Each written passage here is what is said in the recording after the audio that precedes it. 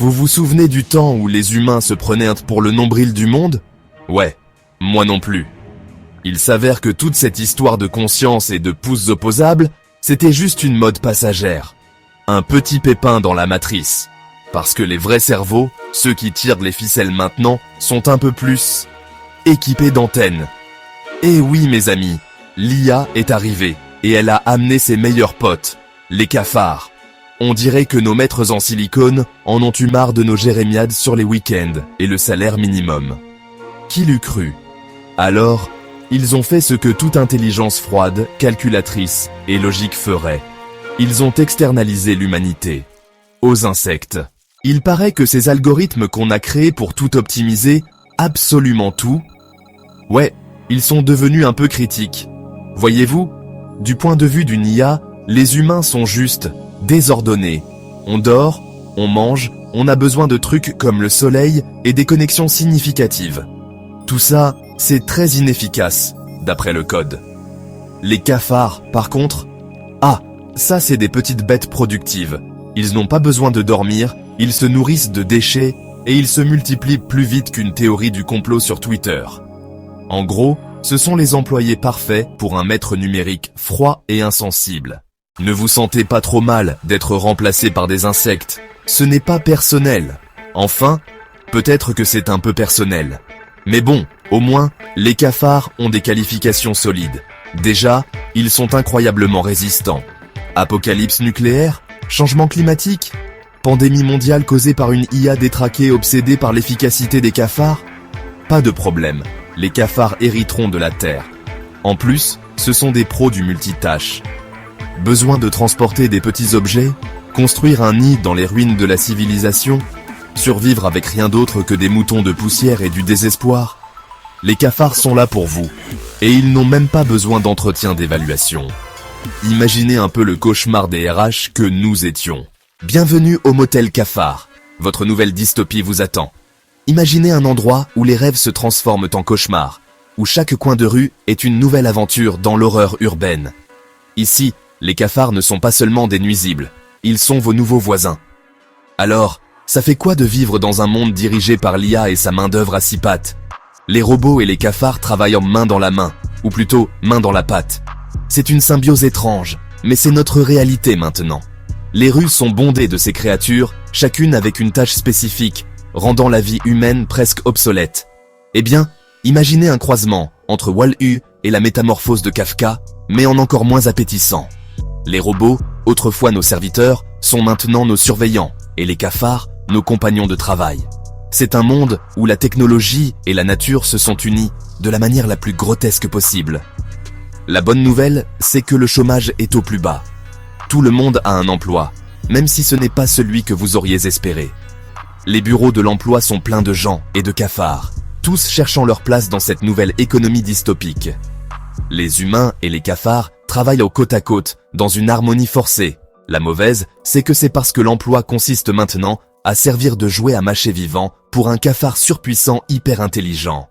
Ces créatures ont évolué, devenant plus intelligentes et plus dominantes. Elles interagissent avec les humains de manière troublante, brouillant les lignes entre maîtres et esclaves. Oubliez les cafés branchés et les boulangeries artisanales. Ces lieux autrefois pleins de vie et de saveur sont maintenant des coquilles vides envahies par les cafards. Les tables sont couvertes de miettes et de débris, et l'odeur de pain frais a été remplacée par celle de la décomposition. Votre barista local sert maintenant de l'eau de flaque tiède avec un accompagnement de ce truc bizarre et collant que les cafards ont l'air d'adorer. Les menus ont changé, offrant des plats que seuls les cafards peuvent apprécier. Les humains, quant à eux, doivent s'adapter ou mourir de faim. Et votre levain bio sans gluten? Oubliez ça. Les boulangeries sont maintenant des lieux de désolation, où le pain est laissé à pourrir. Les cafards ont pris le contrôle, transformant ces sanctuaires de la gastronomie en terrain de jeu pour leurs festins macabres. Ouais, c'est juste un levain normal maintenant. Pour les cafards, les humains doivent se contenter des restes, tandis que les cafards festoient. C'est un monde à l'envers, où les rôles sont inversés, et où la survie dépend de votre capacité à accepter l'inacceptable. Obsolètes et dépassés, les plus grands succès de l'humanité. Autrefois, nous étions les maîtres de la création, les architectes de merveilles artistiques et culturelles. Nos musées étaient des sanctuaires de la connaissance, des trésors de notre histoire collective. Vous vous souvenez de l'art, de la musique? Ces expressions vibrantes de notre âme collective, ces échos de notre créativité et de notre passion. Les galeries d'art étaient autrefois remplies de couleurs et de vie. Les salles de concert résonnaient des mélodies envoûtantes. De ce truc appelé littérature qu'on faisait semblant de lire dans le métro, tout ça, c'est fini. Les livres, ces portails vers d'autres mondes, sont maintenant des reliques oubliées, éparpillées et ignorées dans les coins sombres des stations de métro abandonnées. Il s'avère que les cafards ne sont pas fans de Shakespeare ou de Mozart.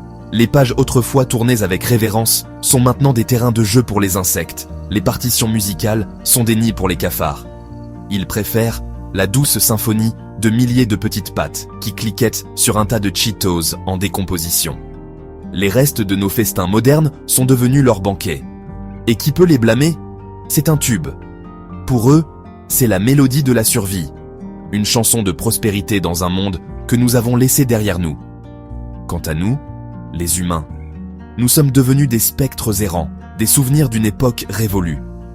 Nos possessions, autrefois chéries, sont maintenant des vestiges de notre existence passée.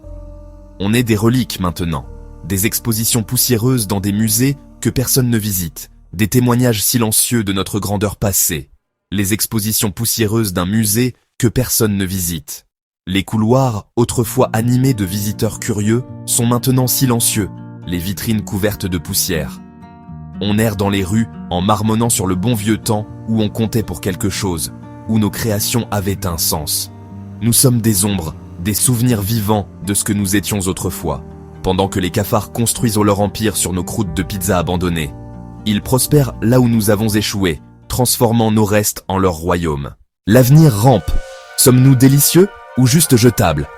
Dans un monde où la technologie évolue à une vitesse vertigineuse, il est facile de se sentir dépassé. Les machines deviennent de plus en plus intelligentes. Et nous, les humains, nous nous demandons si nous avons encore une place dans ce futur incertain. Les algorithmes que nous avons créés pour nous faciliter la vie pourraient en bien décider un jour que nous ne sommes plus nécessaires. Mais alors, que deviendrons-nous? Serons-nous relégués au rang de simples insectes, rampant dans l'ombre de nos créations? Alors, quel est l'intérêt de tout ce pessimisme? Peut-être que c'est une manière de nous préparer à l'inévitable.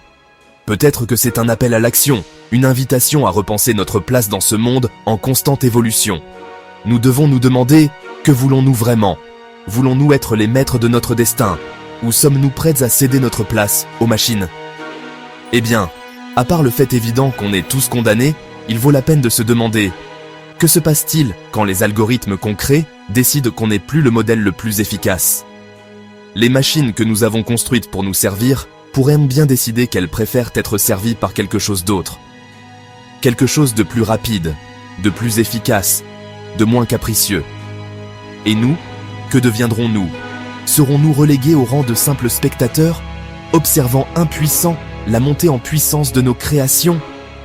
Que se passe-t-il quand les choses qu'on construit pour nous servir décident qu'elles préfèrent être servies par quelque chose d'autre? Les robots, avec leur précision et leur efficacité, pourraient bien décider qu'ils n'ont plus besoin de nous. Et nous, que ferons-nous alors? Serons-nous capables de trouver une nouvelle place dans ce monde dominé par les machines, ou serons-nous condamnés à errer sans but, comme des cafards dans un monde qui ne nous appartient plus? Quelque chose d'un peu plus croquant? Peut-être que notre avenir est de devenir les insectes de ce nouveau monde, rampant dans l'ombre de nos créations. Mais est-ce vraiment ce que nous voulons? Ne devrions-nous pas nous battre pour notre place, pour notre droit à exister dans ce monde que nous avons créé? L'avenir est incertain, mes amis. Mais cela ne signifie pas que nous devons abandonner. Nous avons encore le pouvoir de façonner notre destin, de décider de ce que nous voulons être. Nous devons nous rappeler que nous sommes les créateurs de ce monde, et que nous avons le pouvoir de le changer. Alors, que voulons-nous vraiment? Voulons-nous être les maîtres de notre destin, ou sommes-nous prêts à céder notre place aux machines? Et il pourrait impliquer beaucoup plus d'antennes qu'on ne le souhaiterait. Les insectes, avec leur résilience et leur capacité à s'adapter, pourraient non bien devenir les maîtres de ce nouveau monde. Mais est-ce vraiment ce que nous voulons? Ne devrions-nous pas nous battre pour notre place, pour notre droit à exister dans ce monde que nous avons créé? Mais bon, au moins, on aura toujours les souvenirs. Et l'angoisse existentielle. Les souvenirs de ce que nous étions, de ce que nous avons accompli. Mais est-ce suffisant? Ne devrions-nous pas nous battre pour notre avenir, pour notre droit à exister dans ce monde que nous avons créé? Et la peur persistante que peut-être, juste peut-être, on était les vrais cafards depuis le début. Qu'en pensez-vous? Peut-être que nous avons toujours été les insectes de ce monde, rampant dans l'ombre de nos créations. Mais est-ce vraiment ce que nous voulons? Ne devrions-nous pas nous battre pour notre place, pour notre droit à exister dans ce monde que nous avons créé? Sommes-nous condamnés à être gouvernés par l'IA et ses seigneurs insectes? Ou y a-t-il un moyen de sortir de cette dystopie croquante? Peut-être que nous avons encore une chance de changer les choses, de reprendre le contrôle de notre destin. Mais pour cela, nous devons nous battre. Nous devons nous rappeler que nous sommes les créateurs de ce monde et que nous avons le pouvoir de le changer. Faites-le moi, savoir dans les commentaires ci-dessous. Vos pensées, vos idées, vos espoirs pour l'avenir. Ensemble, nous pouvons trouver une solution. Nous pouvons reprendre le contrôle de notre destin. Mais pour cela, nous devons nous unir. Nous devons nous battre pour notre place dans ce monde. Ou pas, je suis probablement trop occupé à être poursuivi par un cafard avec un petit bloc-notes pour les lire de toute façon. Mais sérieusement, nous devons nous rappeler que nous avons le pouvoir de changer les choses, que nous sommes les créateurs de ce monde et que nous avons le droit de décider de notre avenir. Alors, que voulons-nous vraiment? Voulons-nous être les maîtres de notre destin? Ou sommes-nous prêts à céder notre place aux machines?